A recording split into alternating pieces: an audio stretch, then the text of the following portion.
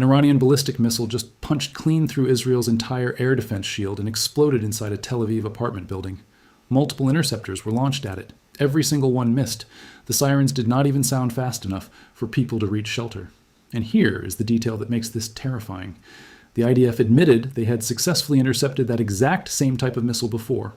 The defense did not fail because the weapon was new. It failed because 84 waves in 27 days finally broke the system. Each Iranian missile costs $300,000. Each Israeli interceptor costs $3 million. Iran is not running out. Israel is. And what happened this week in Haifa is even worse than what happened in Tel Aviv. In this video, I'm going to show you exactly how Iran is dismantling Israel's defense layer by layer. How cluster warheads scatter at 7 kilometers altitude and become impossible to stop. How Iran just struck the one refinery that fuels Israel's entire air force. How Russia is now building 90% of Iran's attack drones. And the cost equation that proves no country on earth can afford to defend itself at this rate. Every fact comes from confirmed reports by the IDF, the Pentagon, the International Energy Agency, and verified news sources. This is not opinion. This is math. And the math says this war just crossed a line it cannot come back from. Before we get into it, hit subscribe and like this video so I can keep making these breakdowns for you. And drop a comment below telling me where you are watching from.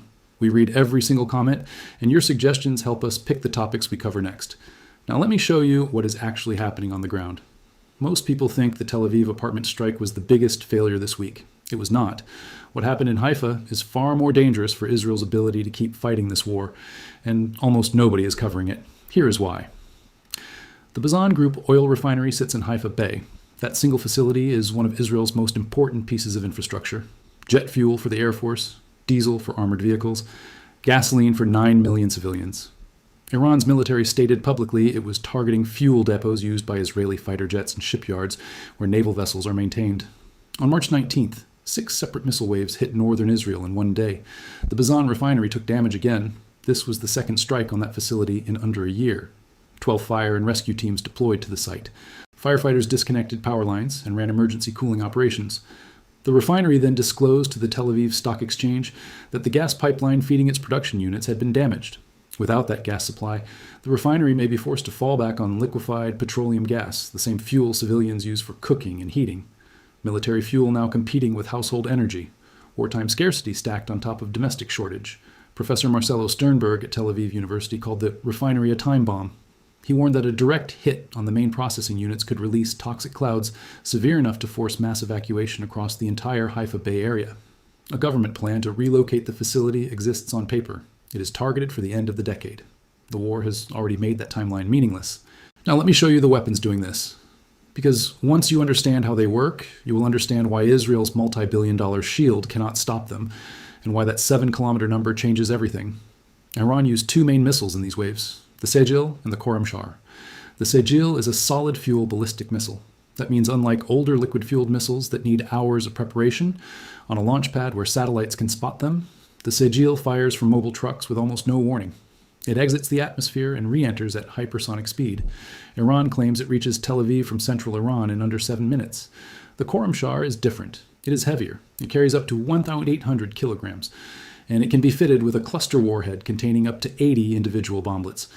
That single feature has broken the logic of Israeli air defense. Here is how. A missile carrying a cluster warhead approaches its target. Israeli officials say these warheads break apart at about 7 to 10 kilometers altitude. When that happens, dozens of bomblets scatter across a wide area. Each one carries 2 to 5 kilograms of explosives.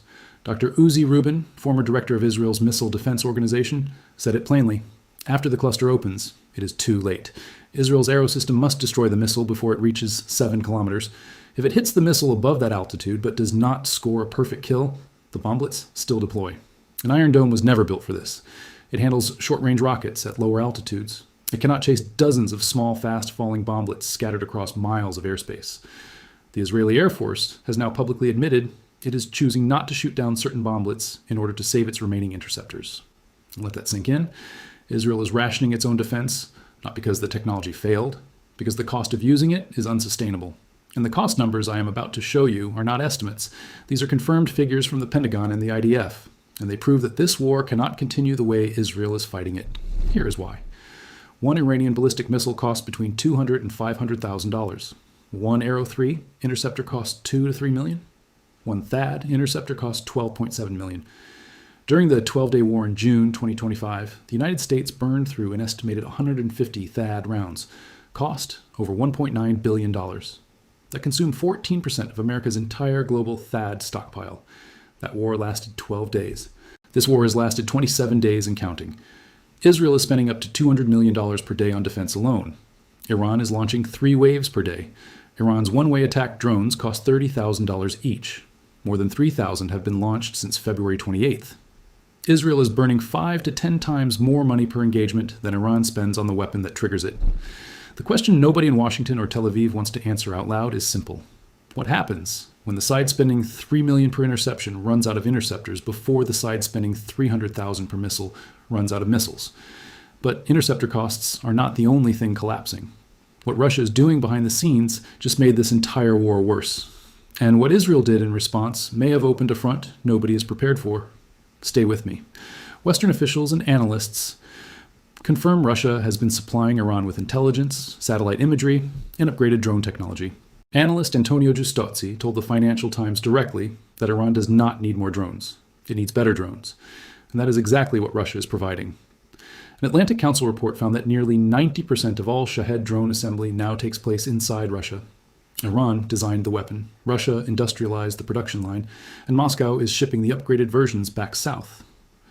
On March 18th, Israel struck the port city of Bandar Anzali on Iran's Caspian Sea coast, first Israeli military strike ever conducted in the Caspian. The IDF destroyed an Iranian Navy corvette, missile boats, a naval command center, and a shipyard. U.S. Defense Secretary Pete Hegseth identified that port as the primary corridor for Russian weapons flowing into Iran. Israel did not just hit an Iranian naval base, it hit the physical supply chain connecting 2 allied powers. The Kremlin responded immediately. Spokesman Dmitry Peskov warned Russia would view further military escalation in the Caspian extremely negatively. Russia's foreign ministry condemned the strike. Israel went further the next day, killing the IRGC Navy commander alongside the head of naval intelligence in strikes on Bandar Abbas. This war now has a Russian dimension, and that dimension changes what comes next. Now here is where this war stops being a Middle East problem and becomes your problem, no matter where you live, no matter what side you support. The numbers I am about to show you will affect your gas bill, your grocery bill, and possibly your job. Here is how. Before the first missile landed, Brent crude sat around $69 to $72 a barrel.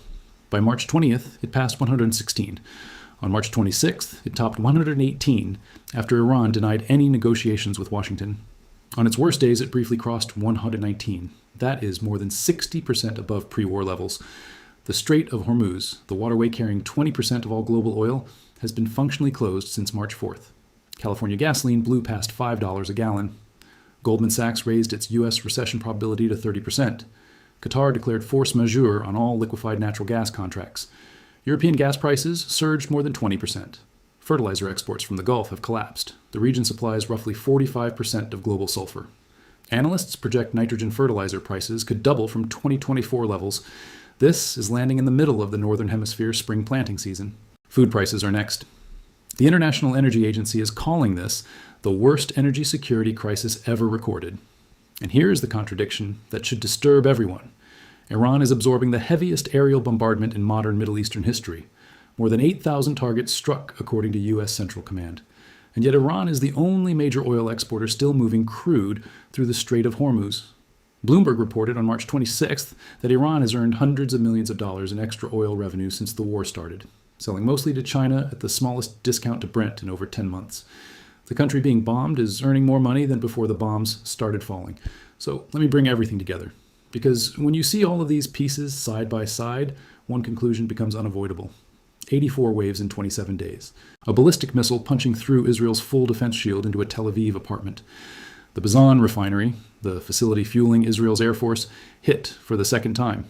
Cluster warheads scattering bomblets at 7 kilometers that no system on Earth can fully stop once deployed.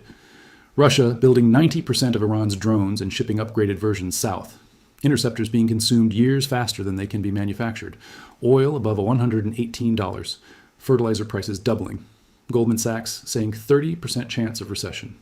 Israel spending $200 million a day to defend itself. Iran spending a fraction of that on offense and earning more per barrel of oil than before the war started. The country declared militarily dead by President Trump on Wednesday morning, launched its 84th wave of ballistic missiles by Wednesday night. The question this war is now forcing the world to answer is not who is winning.